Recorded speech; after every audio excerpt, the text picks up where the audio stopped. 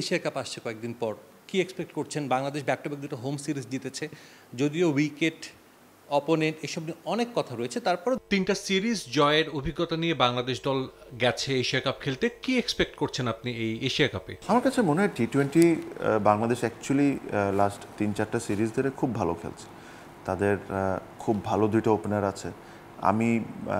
আমি খুব আশা করি যে তারা নিজস্ব পোটেনশিয়ালটা বুঝতে পারুক, কারণ তাদের মধ্যে এত এবিলিটি দুইজনের মধ্যেই, তারা can do wonders for Bangladesh cricket, specially এই ফরম্যাটে। সো যেহেতু একটা কনফিডেন্স তাদের সাথে আছে, তাদের সাথে উইনিং আছে, dressing room looks happy, Liton is leading the side well.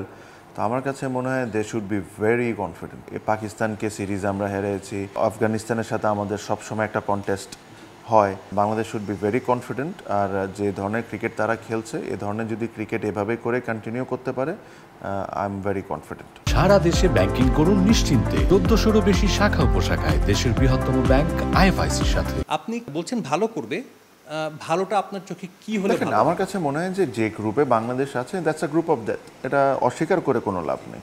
Afghanistan in T20 format is a very serious team, very very good team. Sri Lanka is also a very good team. এখান থেকে কেউ যদি স্লিপ করে যায়, দ্যাট ডাজেন্ট মিন যে তারা last 6-7 মাস 1 বছরে যা করেছে ওগুলো আপনি ভুলে যাবেন। হইতেই পারে, একটা টুর্নামেন্টের মধ্যে এটা হইতে পারে। আইডিয়ালি আমি চাবো টপ 4-এ কোয়ালিফাই করুক, ফাইনাল খেলুক। আমি তো অবশ্যই as a cricketer plus cricketer আমি একজন ফ্যানও, তো এই জিনিসটা তো আমি অবশ্যই চাবো আমার টিম এই জিনিসটা করুক। হ্যাঁ, বাট এই জিনিসটার সাথে মনে রাখতে হবে যে কোনো কারণে যদি প্রথম গ্রুপ থেকে ফেলও করে যায়, যে লাস্ট 3-4টা সিরিজে যে সাকসেস বাংলাদেশে, এটা ভুলার কোনো কারণ নেই। বা এটাও না মানার কোনো কারণ আছে যে বাংলাদেশ T20 ক্রিকেট এখন খুব বাজে খেলছে জাস্ট বিকজ আপনি কোয়ালিফাই করতে পারলেন না। বাট আমি বিশ্বাস করি, আমার মনে হয় যে বাংলাদেশ ওই গ্রুপ থেকে বের হয়ে আসবে।